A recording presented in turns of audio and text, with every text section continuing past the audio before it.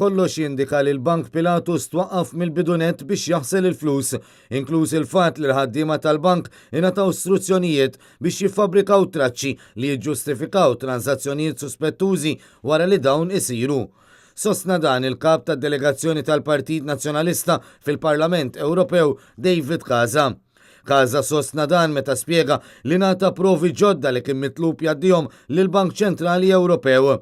Il-konklużjoni li niġbet minn din l-informazzjoni tmur lil mill-fatt li l-Bank Pilatus involut f'ħasil ta' flus. David Casa ġibet l-attenzjoni tal-Bord ta' Supervizjoni tal-Bank Ċentrali Ewropew dwar ir-rapport li ġie ppubblikat il-ġimgħa li għaddiet mid-delegazzjoni tal-Parlament Ewropew li ġiet Malta. Ir-rapport intbat kemm lill-President tal-Bank Ċentrali Ewropew Mario Draghi kif ukoll lil Andrea Enria, iċ-Chairperson tal-Awtorità Bankarja Ewropea, mill-MP Soċjalista Anna Gomez fil-kariga tagħha ta' Chairperson tad-delegazzjoni li ġiet Malta. David Casa qal li t-talba tiegħu għall-intervent mill-Bank Ċentrali Ewropew hi pożizzjoni li ħaduha ir-rappreżentanti tal-gruppi politiċi kollha fil-Parlament Ewropew.